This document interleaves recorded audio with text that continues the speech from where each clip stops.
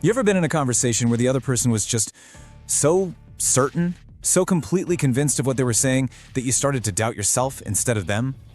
Well, that feeling, it's not an accident. It's a tactic. It's a weapon. So today we are going to do a deep dive, a forensic deconstruction of the confidence manipulation system. This is a psychological playbook used by scammers, con artists, and high-pressure salespeople to turn your brain's most useful shortcuts into weapons against you. Yeah, just let that sink in for a second. This isn't just about telling a lie. It's about a performance. It's about rehearsing a script so perfectly that it creates this aura of absolute, unshakable certainty. And why do they do that? Because that certainty is the ultimate social sedative. You see, when someone speaks with that much conviction, our brains don't just believe them. They actively stop looking for reasons not to. It's a loophole in our social programming, and believe me, it is being exploited on a massive scale. All right, so here's our game plan for this explainer. First, we're going to break down the certainty trap. Then we'll get into the fear of friction. You know, that social pressure that keeps us from speaking up. After that, we are deconstructing the 5-phase scammers playbook piece by piece. Then we'll look at the neuroscience, your brain's shortcut, to see exactly why these tricks work. And we'll finish up by building a friction-based defense and learning to separate true confidence from weaponized lies. Okay, so at the very heart of all this is a fundamental paradox of the human mind. See, our brains are basically efficiency machines. They're built to take shortcuts to get through the day. And one of the oldest, most wired-in shortcuts is this. We automatically assume that confidence equals competence. It's an old evolutionary instinct, right? The confident leader was the one who knew where the water was. But in our modern world, what happens when that signal of confidence is just a really, really well-crafted illusion? This idea here is something called cognitive ease. I want you to imagine information like a river. A smooth, confident delivery without any ums or ahs creates this straight, frictionless channel for that river to flow directly into your brain. Scammers are absolute masters of this. They create a story that flows so perfectly that our critical thinking, you know, the part of our brain that's supposed to build dams and ask, wait a minute, it never even kicks in. We just go into this state of passive reception, and that is exactly where they want us. That's the moment of maximum vulnerability. So, if our logical brain sometimes spots a little crack in their story, why don't we say something? Well, it's because it's not just our brains getting tricked here. There's a really powerful social element at play. We're moving from a cognitive trap into an emotional one, where the pressure of the conversation itself becomes a tool of control. Look at that number. It's staggering.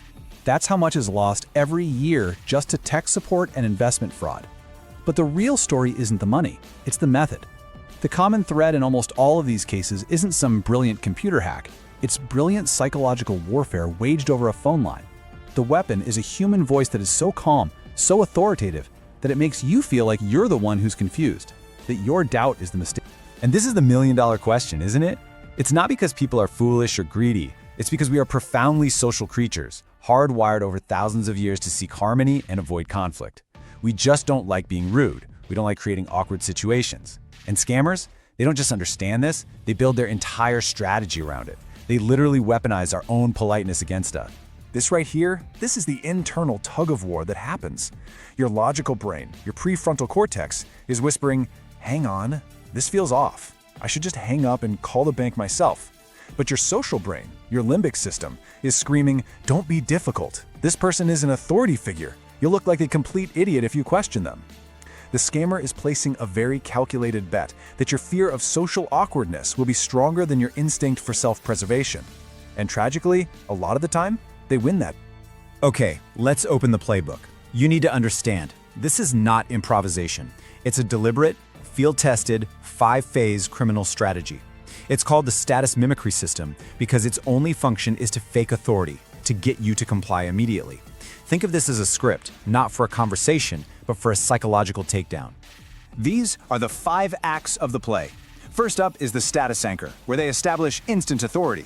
Second, the presumptive close, where they act like you've already said yes. Third, the indignation shield, which punishes you for hesitating. Fourth, the extraction, where they make taking your money sound normal. And finally, number 5, the exit, which gives them a clean getaway. Let's break down each one. This happens in the first 5 to 10 seconds of the call. The scammer uses what law enforcement calls a command presence. Their tone is firm, their pacing is measured, and they drop these highly specific, technical-sounding phrases. You'll hear things like cross-referencing the omnibus account, or flagging the node for federal clearance. These are designed to do one thing: make you feel out of your depth, and immediately establish them as the expert in the room. They even use silence as a tool of authority. They never rush. Okay, this is a crucial turning point. This is where the whole manipulation flips. Notice, they don't ask for your permission. They inform you of the action they are taking. I'm initiating the transfer. That language presumes you consent. It reframes the entire dynamic. All of a sudden, you aren't deciding if you want to do this. You're just a passenger in a process that's already moving. To stop it now, you have to interrupt them and create that social friction we were just talking about. And this is what happens if you dare to create that friction. If you hesitate, if you ask a simple question, they hit you with the Indignation Shield. They fake being offended or impatient as if your totally reasonable skepticism is an insult to their professionalism and a waste of their precious time. This is a psychological chokehold. It is a calculated move to punish your doubt, to trigger your social anxiety, and to push you right back into compliance. So while you're still emotionally off-balanced from that Indignation Shield, they move to the extraction. Taking your money is framed not as some huge risky decision, but as a boring, routine, standard procedural step. Then, to complete the illusion, they give you a fake case number or a transaction ID. This gives you a feeling of administrative closure. It makes the crime feel like a completed piece of paperwork, buying the criminal a crucial 24 to 48 hour head start before you even realize what's actually happened. So we've dissected the playbook. We've seen the what. Now let's pop the hood and look at the why. Why is the sequence so devastatingly effective? This isn't just about clever acting. It's about hijacking the fundamental operating system of the human brain. The scam works because it exploits the mental shortcuts that we all rely on every single day just to function. This is the master key. A heuristic, that's just a fancy word for a mental shortcut, and our brains absolutely love them. Why?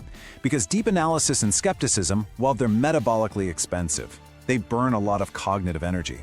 So to save time and energy, our brain uses the confidence heuristic. It sees a confident delivery and automatically concludes, oh, this person knows what they're talking about. The scammer doesn't have to prove they're right, they just have to perform the act of being certain, and your brain does the rest of the work for them.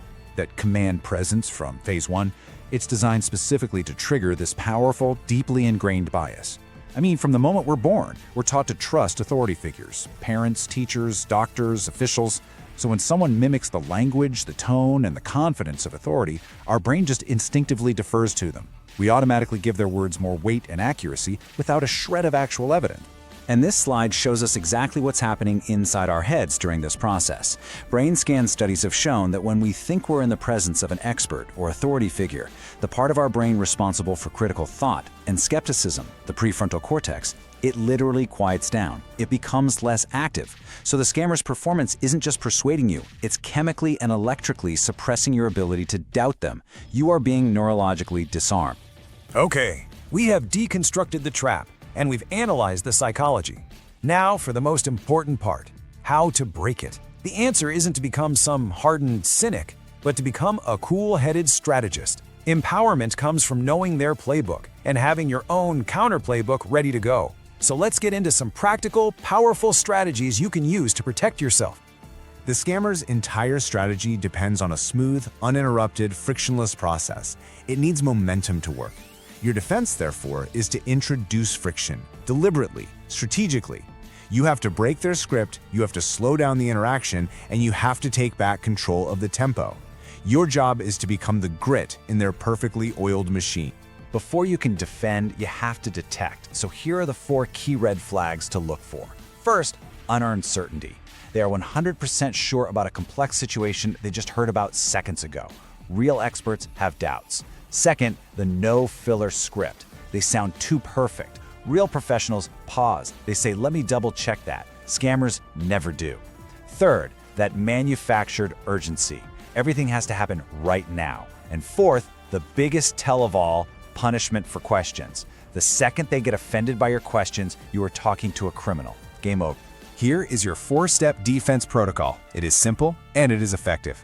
First, break their script with a dumb question. Second, always use out-of-band verification, which just means using a channel of communication they did not give you. Third, for any major financial decision being made under pressure, enforce a personal 24-hour rule, no exceptions. And fourth, have a pre-planned, safe exit phrase to end the call on your terms. let's really focus on steps 1 and 4, because these are your active weapons. The dumb question is a brilliant tactic. Ask something simple, human, and totally off script, like, "What's the weather like at your office today?" It forces them to improvise, and they hate that. If they stumble or hit you with that indignation shield, you've got your answer. And this phrase on the screen, this is your safe exit. It's so powerful because it uses their own language of protocol and security against them. It instantly reclaims your authority and ends the interaction cleanly, without any apology. We've covered the trap, the psychology, and the tactical defense.